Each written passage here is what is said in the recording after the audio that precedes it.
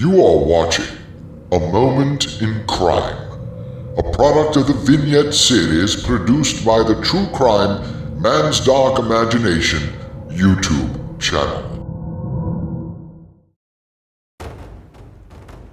Hello and welcome to True Crime Man's Dark Imagination, A Moment in Crime, the Vignette series of this channel. This is Alan G., your host and narrator. If you like what you see, hit like, subscribe, and hit the bell so you'll be notified of any future episodes. During the 1930s in Japan, the atmosphere appeared palpable. The Japanese government sought to exert their control over the rest of Asia, and then the world.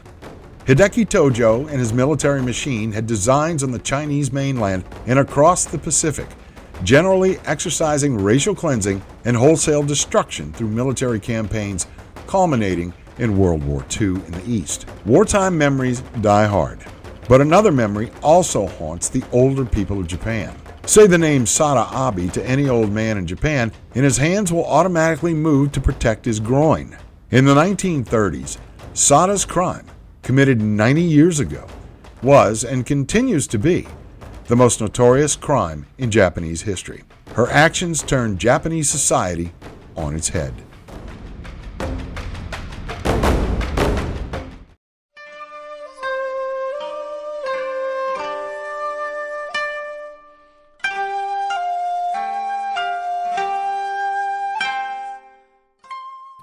Sada Abe was born in 1905 into a prosperous but troubled family in Tokyo.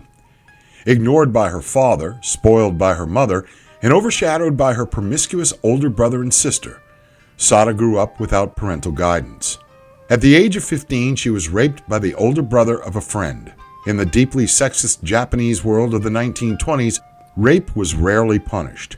Because of this, Sada believed that she would never receive a respectable marriage proposal, and she became more rebellious. She came and went at all hours of the night and day. A typical day for Sada was breakfast in bed, followed by lounging in the entertainment district's fashionable restaurants. Her interests were fashion, flirting, and partying with her friends, financed by money stolen from her parents. Had Sada been born 70 years later in California, she would have been a valley girl or influencer. In 1922, when she was 17, her parents sold her to a geisha house, often considered a solution for promiscuous girls. Sada had neither the training nor the inclination to be a submissive geisha, entertaining men by playing the lute. She was put into the bottom caste of the geishas, women whose entertainment was more orgasmic. After contracting syphilis, Abe became a licensed prostitute. Prostitution paid well until she was accused of stealing from the other girls, and she drifted from brothel to brothel. In 1934, Sada was arrested for unlicensed prostitution. She was bailed out by Kinosuke Kasahara, a wealthy customer of a brothel where Abe had worked. Sada became Kasahara's mistress. He paid her a steady income and gave her a house, but she became too much for him. She was really strong, a real powerful one. Even though I am pretty jaded, she was enough to astound me. She just wasn't satisfied unless we did it 3-4 times a night. I loved it at first, but eventually she became exhausting. According to Kasahara's friends, Sada broke off the relationship when he refused to let her take on other lovers. In 1936, Sada started working for Kachizu Ishodate, a restaurant owner and a notorious womanizer. He soon became both the love of Sada's life and her victim. On April 23, 1936, Abe and Ishida met for what was supposed to be a short fling at a tea house or hotel. It turned into a marathon session in which they stayed in bed for 4 days. During the next 10 days, they continued their alcohol-fueled orgy at 2 other places, sometimes with musical accompaniment. When Ishida returned to his wife on May 8th, Abe became furiously jealous and began drinking heavily. On May 11th, when they met again, Abe threatened Ishida with a kitchen knife and said she would make sure he would never play around with another woman. Ishida smiled. 2 nights later, Abe began choking Ishida, and he told her to continue, saying that this erotic asphyxiation increased his pleasure. On May 16th, Abe choked Ishida with her obi, a kimono sash, for 2 hours during sex. Once she stopped, Ishida took a large dose of sedatives to soothe his pain. As he lapsed into unconsciousness, Ishida said, "If you start to strangle me, don't stop, because it is so painful afterwards."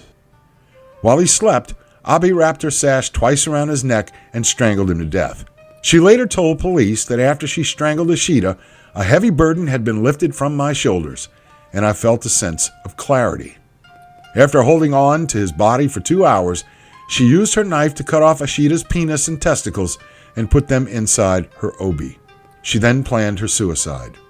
Abe carved the word Sada on Ishida's thigh. The Tokyo paper's headline read, "Former geisha girl's crime makes thrilling news for Empire."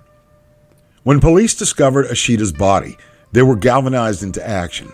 Exactly what Sada had done was far too graphic for the media of the day, so they reported only that she had mutilated the body. The public soon learned the real story. Sada Abe panic swept the country. A false Sada Abe sighting in Tokyo's Ginza district nearly caused a riot. On May 19th, Abe went shopping and saw a movie. Under a pseudonym, she stayed in an inn in Shinagawa on May 20th, where she had a massage and drank 3 bottles of beer. She spent the day writing farewell letters to Omaya, a friend, and Ishida. Abe planned to commit suicide 1 week after the murder and attempted sex with Ishida's penile remains. Police detectives, suspicious of the alias under which Abe had registered, came to her room. "Don't be so formal," she told them. "You're looking for Sada Abe, right? Well, that's me. I'm Sada Abe." When police were not convinced, she displayed Ishida's genitalia as proof. It is difficult to overstate how much Sada's actions challenged Japan's society. The photograph taken at the police station is emblematic. You would expect that a person who committed such a murder would be an angry psychopath, looking threatening at the camera, surrounded by grim-faced police. But that photograph of Sada Abe, in police custody, shows her smiling demurely, surrounded by 4 grinning police officials. This could be a photo of a beauty contest winner, surrounded by contest officials, or a housewife receiving an award from the Tokyo Beautification Department. The police were amazed by how different Sada was from their expectations. The interrogating officer was struck by Abe's demeanor when asked why she had killed Ishida. Immediately, she became excited and her eyes sparkled in a strange way. In 1917, Tessie Wall, San Francisco's top madam, gave the same reason for shooting her husband when he sought a divorce. "I shot him because I loved him. Damn him." Her husband, who survived, did not press charges. Chief Trial Judge Hosoya quietly made sure that none of the judge's wives would be menstruating during the trial. Why? It was taboo for a man to have sexual relations with his wife during her period. Judge Hosoya thought that if the trial sexually stimulated the judges during their wives' periods, they would be without the proper means of relieving their excitement.